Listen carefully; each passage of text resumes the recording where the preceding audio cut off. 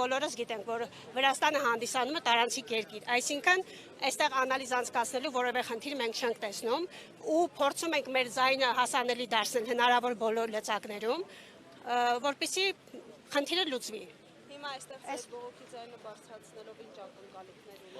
ունեք։ Պահանջում ենք, որպեսզի տան պարզաբանում,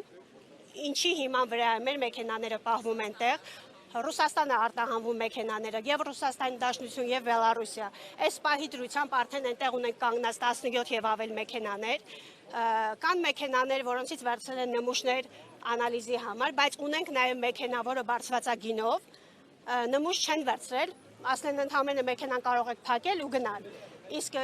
երբ կլինի պատասխան, ինչքան ժամանակ դա կտևի, ոչ մի պարզաբանում չկա, իսկ մենք ակնկալում ենք պարզաբանում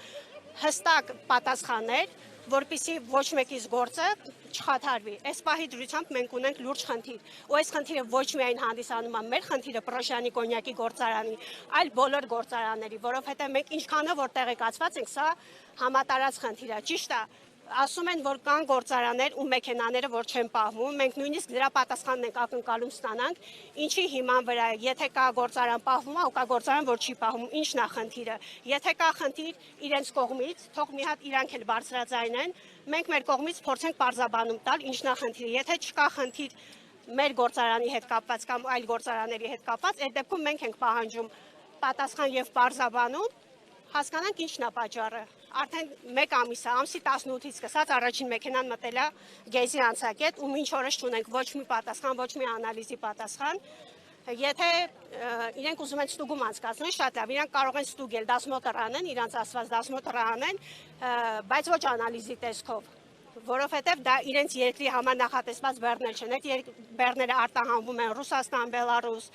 անալիզի իմաստը չենք հասկանում, բայց եթե նույնիսկ իրանք ասում են իրանք իրանց երկրում ունեն օրենք, որ կարող են իրավունք ունեն անալիզ անեն, եթե ունեն իրավունք անալիզ անեն, շատ լավ, թող տան հստակ որոշումներ, հստակ պատասխաններ, հստակ ժամկետներ, այս պահի դրությամբ նույնիսկ երբ որ մեքենաները գնում են անցակետ, երբ որ իրենք վերցնում են տեղում նմուշներ, իրենք չեն ասում ոչ ժամկետ, ոչ մի հարցի ընդհանրապես չեն պատասխանում եւ մաքսիմալ են որ չեզոք դիրք են ընդունում։ Իսկ արգելափակումների հետևանքով ընկերությունները մոտավորապես պես ընթացքում ինչքան կորուստ են կրել ֆինանսական։ Եթե նախկինում նորմալ պայմաններում կարայինք օրվա ընթացքում արտահանեինք 4-5, նույնիսկ 7 մեքենա, այս պահի դրությամբ արտահանումները կարելի է ասել դադարեցվել են, որովհետև շաբաթվա կտրվածքով 1-2 մեքենա, դա մաքսիմումն եմ ասում, որ արտահանում ենք, փորձելով հասկանալ իրավիճակը, որպեսզի մեքենաները չգնան, դա ոչ միայն կանգնացնում է աշխատանքը, դա նաև ֆինանսապես ենք տուժում, որովհետև բոլոր մեքենաների համար մենք պարտավոր ենք վճարել պարապուր, չէ։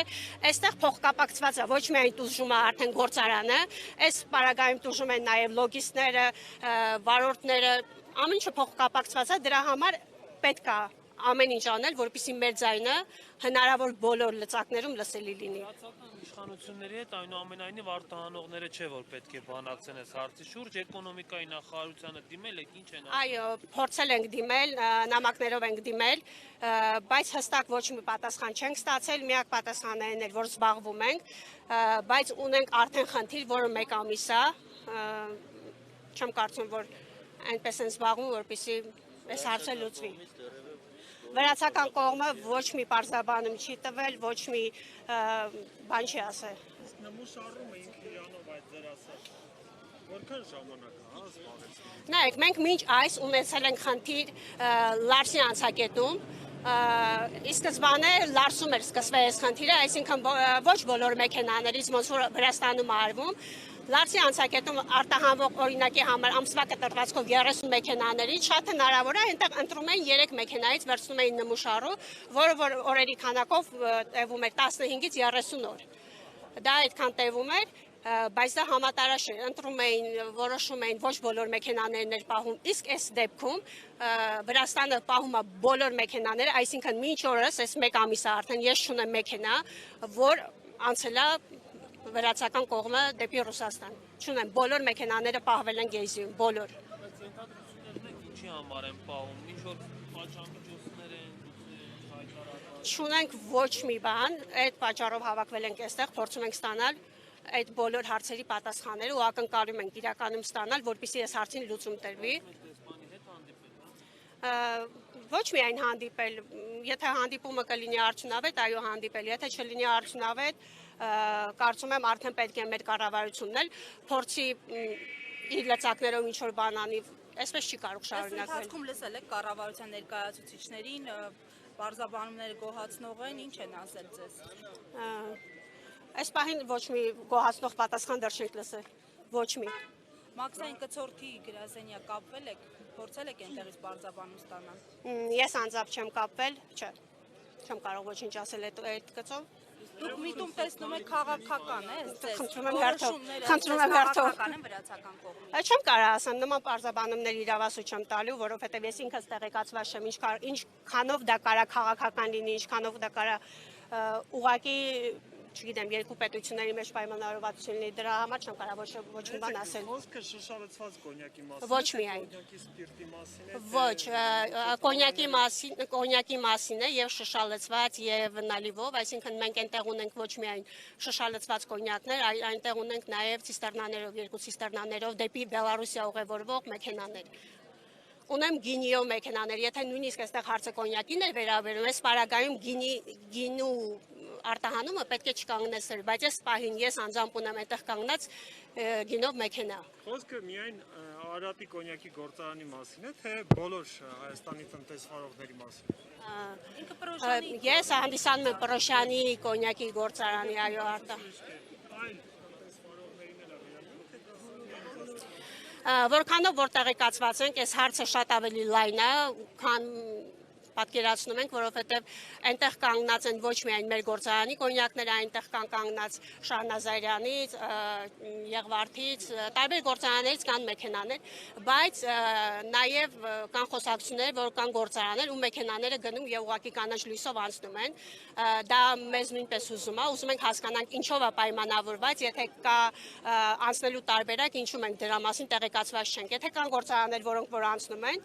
ու խնդիրը մեր գործարանի կամ մի քանի գործարանների հետ է, այդ դեպքում թող կազմակերպեն հանդիպում, թող գրավոր ներկայացնեն իրենց պահանջները, պարզաբանում պահանջը, մենք էլ մեր կողմից փորձենք ինչ-որ բան ասել։ Կան խոսակցություններ, ես հստակ չգիտեմ, ուղղակի տարբեր լոգիստների հետ խոսալով, վարորդների հետ խոսալով, փորձել եմ ինչ-որ ինֆորմացիա քաղել, ասում են, որ նոյից արտահանվող մեքենաները անցնում են, ասում են, որ մապից արտահանվող մեքենաներ կան անցնում են, չնայած մեկ այլ տեղեկությունով էլ ասում են, որ մապից էլ կա կանգնած մեքենա, այսինքն չգիտեմ, ինձ թվում է, այս հարցը ավելի լայնածավալ է, քան մենք պատկերացնում ենք։ Դուք մի քանի դիտարկումներ արեցիք, խնդիրը երբ է սրվել, խնդրեմ այս մասին ասեք, եւ այս ընթացքում ինչ կորուստներ եք կրել, անձամբ ձեր գործարանը։ Կորուստներ կրելու մասով չեմ կարող որևէ հայտարարություն անել, քանի որ ես ինքս այդ ինֆորմացիան չեմ տիրապետում։ Ես կարող եմ մեքենաների քանակով ընդհանրապես բարձրաձայնել, որ արտահանվող մեքենաների քանակը օրական 3-ից 7 մեքենայի փոխարեն ես շաբաթական 1-2 մեքենա եմ ուղարկում։ Դա ինքը իրանով արդեն խոսում է մեծ կորուստների մասին ու խնդիրը հայտարարել ապրիլի 18-ին առաջին մեքենան մտել է Գեյզի անցակետ, այսինքն այնտեղ Բագրատաշենը անցնելուց ուղղորդել են մեքենային դեպի Գեյզի անցակետ, որտեղից որ մոտեցել են, վերցրել են կոնյակի նմուշներ ու ասել են, որ այսուհետ անցկացվելու անալիզ, լաբորատոր զննություն, սպասեք պատասխանի։ Սովորաբար սենց դեպքերին ինչ-որ նախապայման են նախորդում, այսինքն ինչ-որ բան պետք է տեղի ունենար եւ Վրաստանի իշխանությունները խստացնեն իրենց դիրքով։ Համաձայն եմ, բայց ինչ-որ բան տեղի ունեցել, գուցե ձեզ հետ չէ, ընդհանուր հայկական կոնյակների։ Մենք այս խնդրի մասին տեղեկացանք միայն այն դեպքում, երբ մեր մեքենան ասավ Գեյզի անցակետ։ Մենք նույնիսկ երբ որ մեքենան վարորդը զանգեց, ասաց, որ ուղարկում են Գեյզի,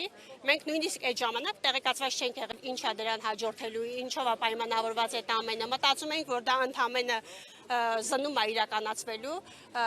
որի համար բնականաբար մենք համաձայն ենք, եթե իրենք հանդիսանում են տարածիկ երկիր, այսինքն եթե ցանկանում են զննել, խնդիր չկա, թող մեքենան բացեն, այդ զննությունը անցկացնել, բայց մեքենան պահել եւ արդեն լաբորատոր զննում անցկացնել հանդիսանալով տարանցիկ երկիր, դա կարծում եմ, որ իրականությանը չպետք է որ համապատասխանի։ Ամսի 19-ից այս 18-ին, ապրիլի 18-ին առաջին մեքենան մտել է Գեյզի ու դրան հաջորդող բոլոր մեքենաները արդեն մտել են Գեյզի։ Իսկ այստեղ հանդիպում պահանջում եք։ Այո, ոչ միայն պահանջում ենք, հարցին լուծում ենք պահանջում։